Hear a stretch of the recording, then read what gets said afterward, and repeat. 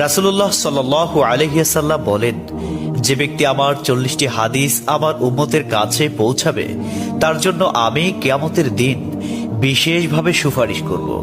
সুবহানাল্লাহ। নাম্বার 2, মানুষের মধ্যে যারা মৃত্যুকে বেশি করে স্মরণ করে এবং তার জন্য প্রস্তুতি নেয় তারাই সবচেয়ে বুদ্ধিমান। নাম্বার 3, প্রত্যেক জিনিসের জাকাত আছে, আর দেহের জাকাত হচ্ছে রোজা। নাম্বার 4, যে তার সময় আল্লাহর জন্য ব্যয় করে না তার জন্য জীবন অপেক্ষা মৃত্যু শ্রেয়। নাম্বার 5, যারা সব সময় ইস্তিগফার তথা ক্ষমা প্রার্থনা করে তাদের সাথে উঠা বসা করুন, কেননা তাদের হৃদয় সবচেয়ে কোমল হয়। নাম্বার 6, তুমি যত সিজদা দিবে আল্লাহ তত গুণা তোমার মাফ করে দিবেন। সুবহানাল্লাহ। নাম্বার 7, সূরা ফাতিহা প্রায় 1000 রোগের ওষুধ। নাম্বার 8, হাতের তালুতে জ্বলন্ত আগুনের কয়লা রাখলে যেমন কষ্ট হবে তার চেয়ে বেশি কষ্ট হবে শেষ জামানায় ঈমান রাখতে।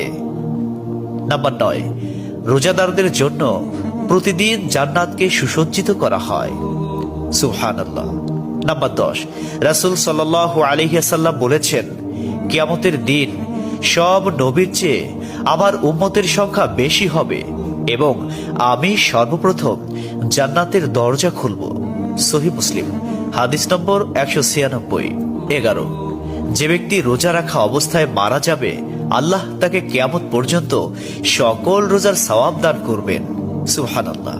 নাম্বার 12, যে ব্যক্তি ফজরের নামাজ আদায় করল সে আল্লাহর হিফাজতে চলে গেল।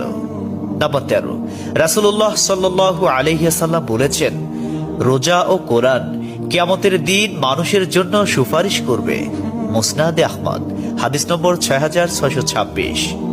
14, নবীজি বলেছেন, রোজাদারদের জন্য সবচেয়ে বড় খুশির সংবাদ হলো হাসরের মাঠে আল্লাহ সবার আগে রোজাদারদের সাথে সাক্ষাৎ করবেন।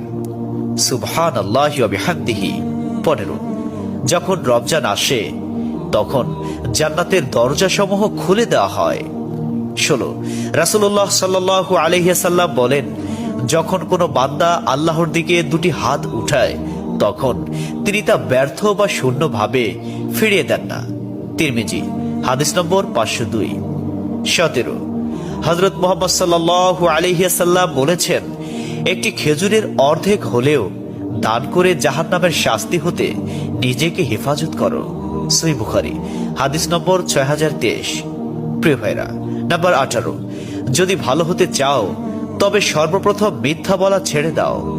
19, তুমি যখন রাস্তা দিয়ে যাও তখন আল্লাহর নামে জিকির করো, কারণ হাসরের দিন ওই রাস্তা তোমার নামে সাক্ষ্য দিবে।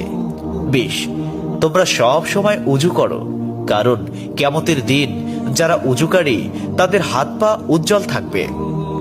সুবহানাল্লাহি ওয়া বিহামদিহি।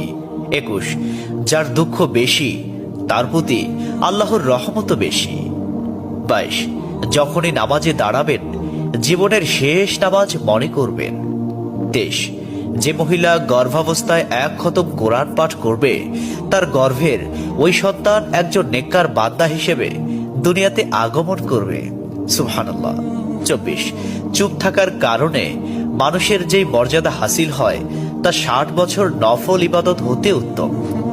সুবহানাল্লাহ। 25, রাসূলুল্লাহ সাল্লাল্লাহু আলাইহি ওয়াসাল্লাম বলেছেন, জান্নাতের সবচেয়ে নিকটবর্তী আমল হলো সময় মতো সালাত আদায় করা। সহিহ মুসলিম, হাদিস নম্বর 260। 26, যে ধোঁকা দেয় সে আমার উম্মতের অন্তর্ভুক্ত নয়। 27, তুমি জানো তুমি সঠিক তবু তর্ক করো না, তর্কে জড়াইও না। 28, হযরত মুহাম্মদ সাল্লাল্লাহু আলাইহি ওয়াসাল্লাম বলেছেন, তোমরা বিপদে পড়ে মৃত্যু কামনা করবে না, বরং বলবে, হে আল্লাহ, যে পর্যন্ত জীবিত থাকা আমার জন্য কল্যাণকর আমাকে ততক্ষণ জীবিত রাখুন, এবং যখন মৃত্যু আমার জন্য কল্যাণকর তখন তুমি আমাকে মৃত্যু দাও। 29, সূরা ইয়াসিনকে কুরআনের হৃদয় বলা হয়। 30, হযরত মুহাম্মদ সাল্লাল্লাহু আলাইহি ওয়াসাল্লাম বলেন, মায়ের একটি কষ্টের নিঃশ্বাস 7টি দোজখের চেয়েও ভয়ঙ্কর, আর একটি সুখের হাসি 8টি বেহেশতের সমান। সুবহানাল্লাহ। 31, যে অন্যের বাবা মাকে গালি দিল সে যেন নিজের বাবা মাকেই গালি দিল। 32 রাসূলুল্লাহ সাল্লাল্লাহু আলাইহি ওয়াসাল্লাম বলেছেন, আমি যা জানি তোমরা যদি তা জানতে পারতে তবে নিশ্চয় খুব কম হাসতে এবং খুব বেশি পরিমাণে কাঁদতে। 30 মানুষ যদি মৃত ব্যক্তির আর্তনাদ দেখত এবং শুনতে পেত তাহলে মানুষ মৃত ব্যক্তির জন্য কান্না না করে নিজের জন্য কাঁদত। 34 মহানবী সাল্লাল্লাহু আলাইহি ওয়াসাল্লাম বলেছেন, সূরা ফাতিহা তোমরা ধীরে ধীরে পাঠ করো, কারণ মহান আল্লাহ নিজে তার জবাব দেন। সুবহানাল্লাহ। হাদিস সূত্র মুসলিম 910। 35 রাসূলুল্লাহ সাল্লাল্লাহু আলাইহি ওয়াসাল্লাম বলেছেন, কিয়ামতের দিন যে জিনিসটি মুমিনদের পাল্লায় ভারী হবে সেটি হচ্ছে সুন্দর চরিত্র, আখলাক। আবু দাউদ হাদিস নম্বর 4101। 36 কবরের ভিতরের প্রথম চাপ পৃথিবীর সকল কষ্টকে হার মানিয়ে দেবে।